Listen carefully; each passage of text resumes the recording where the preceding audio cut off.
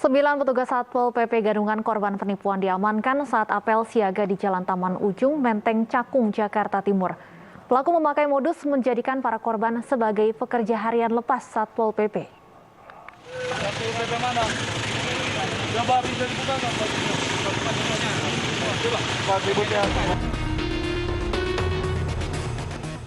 Apel siaga sejumlah petugas Satpol PP Gadungan di pinggir Jalan Utama Ujung Menteng Cakung, Jakarta Timur ditindak petugas Satpol PP DKI Jakarta. Dari sidak ini Satpol PP Gadungan baru mengerti bahwa mereka adalah korban penipuan. Otak dari penipuan bermodus perekrutan petugas Satpol PP adalah Yosi, pria paruh baya berseragam lengkap Satpol PP yang mengaku bertugas di bidang pengembangan Satpol PP DKI Jakarta. Sementara Tante Yosi adalah BA, wanita lansia yang berperan merekrut para korban. Terduga pelaku Yosi mengaku sengaja melakukan praktik penipuan lantaran ingin mengantongi keuntungan besar dengan cara instan. Ada berapa orang udah kamu rekrut? Ada tadinya 7, jadi sekarang ada sisa 5 kamu. 7, sekarang sisa 5. Berapa? Jadi tinggal 5 yang ditata. Meski sempat curiga karena harus membayar 25 juta rupiah, para korban mengaku tergiur karena dapat bekerja sebagai pekerja harian lepas Satpol PP. Padahal sejumlah kejanggalan mulai mereka rasakan sejak awal perekrutan di sebuah rumah dan tanpa adanya kantor yang resmi milik pemerintah. Seragam dinas Satpol PP pun mereka ambil langsung di sebuah toko di Pasar Senen. Terkait kasus ini, Wakil Gubernur DKI Jakarta mengimbau agar warganya lebih waspada dengan tawaran pekerjaan di lingkungan Pemprov DKI Jakarta tanpa melalui prosedur yang benar. Ya tentu di masa sulit seperti ini selalu saja ada orang-orang yang mencari kesempatan ya, untuk menipu dan lain sebagainya. Jadi masyarakat di masa sulit ini mohon lebih berhati-hati, waspada ya, terkait berbagai tawaran-tawaran yang mungkin sepertinya menarik instan, jangan dengan cepat dipercaya, apalagi harus mengeluarkan sejumlah uang. Kasus ini kini masih dalam penyelidikan. Diduga masih banyak korban lain yang telah terjebak dalam tipu rayu kedua pelaku. Dari Jakarta, Rani Sanjaya, iNews melaporkan. Polisi dari Polda Sumatera Selatan menangkap pencuri berangkas milik apotek yang berisi uang belasan juta rupiah. Untuk menghilangkan jejak, pelaku membuang berangkas ke danau sedalam 7 meter. Nah, sudah video, lanjutlah. Laju, tarik.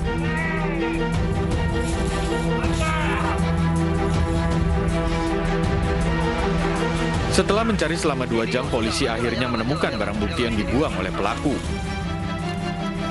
Petugas menemukan berangkas serta receiver milik apotek yang dibuang pelaku ke danau di kawasan Jakabaring, Palembang, Sumatera Selatan. Saat ditemukan, kondisi pintu berangkas sudah rusak dan petugas menemukan receiver CCTV serta beberapa buku nota milik apotek. Polisi telah menangkap pelaku yang terpaksa ditembak karena melawan saat pengembangan pencarian barang bukti. Pelaku yang berprofesi sebagai supir angkot ini mengaku mencuri di sebuah apotek yang terletak di Jalan Opiraya 15 Ulu Jakabaring, Palembang, Sumatera Selatan. Sementara itu, Kasubdit Jatanras Polda Sumatera Selatan Kompol CS Panjaitan menjelaskan bahwa uang milik korban yang ada di dalam berangkas sebesar 15 juta rupiah. Pelaku yang kita amankan pada saat ini adalah pembobolan berangkas dari apotek yang ada di salah satu di Palembang, yang mana dia terekam di CCTV. Kejadiannya diperkirakan malam hari, namun dari kasir ataupun dari pegawai dari apotek mengetahuinya pada pukul 7. Dan mungkin rekan-rekan sudah melihat bahwa yang ada di depan kita adalah BB yang adalah berangkas yang dibobol oleh si pelaku. Ini CCTV-nya, dan berangkas ini ditemukan di Danau Opi. Dia membuangkan di sana bersama dengan ini ya. Nah, termasuk ya uangnya yang diambil sama dia kurang lebih dari yang diambil di berangkas 15 juta. Polisi hingga saat ini masih mengejar 1 orang pelaku yang buron.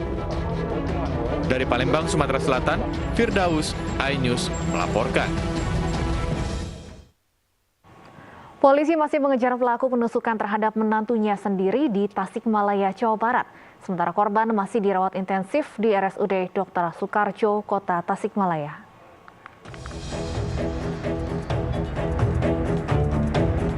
Polisi masih mengejar pelaku penusukan terhadap menantunya sendiri di Tasikmalaya, Jawa Barat. Pelaku berinisial F ini ditetapkan dalam pencarian orang. Korban saat itu tengah berjualan kopi di depan bank di Pasar Cikurubuk, Mangkubumi, Kota Tasikmalaya, Jawa Barat. Korban langsung dievakuasi warga ke IGD Rumah Sakit Umum Daerah Dr. Soekarjo dengan menggunakan sepeda motor. Polisi yang datang ke lokasi kejadian menggelar olah tempat kejadian perkara dan meminta keterangan saksi. Dugaan sementara penusukan dilatar belakangi masalah keluarga. Setelah mengantarkan kopi ke saudara Dodi, mereka kembali lagi dan sampai di tempat datang seorang laki-laki langsung menusuk ke saudara Yanto, itu mengenai bagian dada kiri dan perut. Polisi mengatakan saat ini korban dirawat intensif, namun kondisi korban sudah mulai membaik setelah dioperasi. Dari Tasikmalaya, Jawa Barat, Asep Juharyono, iNews melaporkan.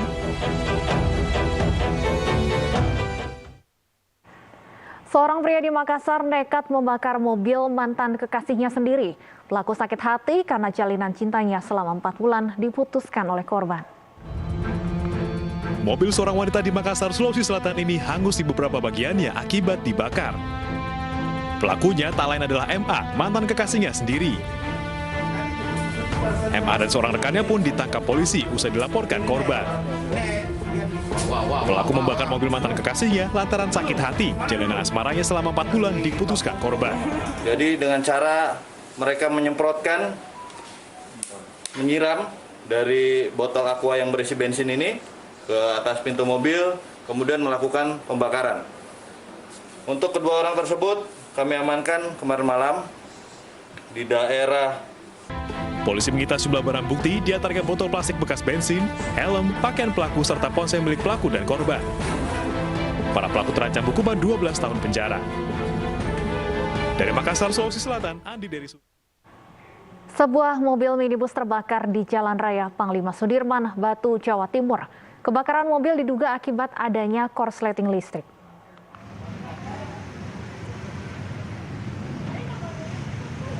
Inilah video amatir kebakaran sebuah minibus di Jalan Raya Panglima Sudirman, Batu, Jawa Timur. Api dengan cepat membakar seluruh isi dan badan mobil. Kebakaran minibus bermula saat pemilik mobil usai membeli karpet di salah satu toko. Petugas parkir memberitahu ada api menyala di bagian bawah mobil. Seluruh penumpang mobil pun langsung turun menyelamatkan diri. Dari ini Arta nih, di karpet terus putar balik mau pulang. Terus kelihatan katanya tukang parkir, oh mas ada api di bawah mobil gitu. Langsung saya berhenti di sini kok bau bensin gitu, atau bensinnya kebakar tadi terus bau bensin nggak tahu. Ya udah berhenti di situ aja. Kebakaran diduga akibat arus pendek pada kelistrikan mobil. Api kemudian menyambar selang bensin dan karpet di dalam mobil. Api dapat dipadamkan 20 menit kemudian. Tidak ada korban dalam peristiwa ini. Namun kepanikan sempat terjadi karena api membuat penghuni toko terjebak asap dan tidak bisa keluar. Dari Batu, Jawa Timur, Denny Irwansyah, iNews melaporkan. Kebakaran mobil di jalan raya bukan kali pertama terjadi. Sebuah mobil sedan sport klasik terbakar di Jalan Margaguna, Jakarta. Sementara sebuah mobil minibus juga terbakar akibat korsleting listrik di bagian mesin mobil.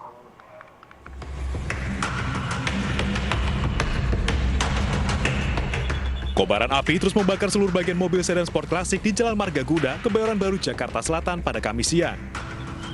Besarnya api membuat pengendara yang ingin melintas terpaksa menghentikan kendaraannya.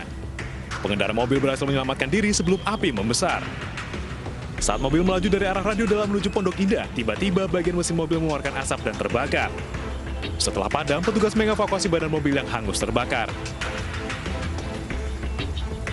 Kebakaran mobil di depan kampus Paramadina di jalur tol. Sementara itu, sebuah minibus juga terbakar di ruas tol dalam kota Cawang mengarah ke Semanggi, Jakarta. Kebakaran diduga akibat korsleting listrik di bagian mesin. Sebelum terbakar, sempat terlihat asap tebal keluar dari knalpot mobil. Tak lama kemudian, mobil kehilangan daya dan langsung terbakar. 500 meter sebelum dari titik ini, seperti ada yang lepas. Terus dari knalpot mengeluarkan asap. Ya saya nggak berani ambil resiko, mobil saya ambil lajur kiri aja. Mobil kehilangan daya, lama-lama dia berhenti sendiri di sini ya kan. Terus saya keluar, dia keluar asap terus bakar gitu aja. Saat mobil damkar dikerahkan untuk memadamkan api, Bangkai mobil kemudian dibawa ke unit laka lantas Polda Metro Jaya. Dari Jakarta, tim liputan iNews melaporkan.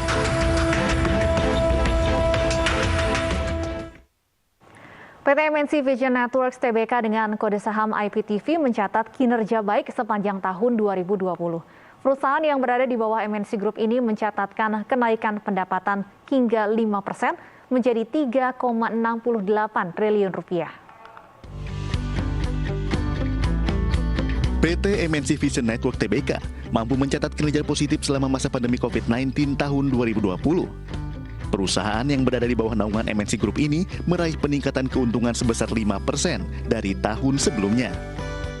Kenaikan pendapatan merupakan kontribusi dari pendapatan digital, IPTV, dan broadband service. Hal ini disampaikan Direktur Keuangan PT MNC Vision Network Tbk, Herman Kusno, saat presentasinya dalam rapat umum pemegang saham tahunan PT MNC Vision Network Tbk tahun buku 2020. MVN dapat meningkatkan performanya, yaitu di mana mencatat kenaikan pendapatan sejumlah 5% atau 160 miliar, yaitu dari 3,524 miliar 913 juta pada tahun 2019 menjadi 3,685 miliar 290 juta pada tahun 2020. RUPST PT MNC Vision Network Tbk menyetujui pengangkatan Henry Wiyadi menjadi Direktur Perseroan.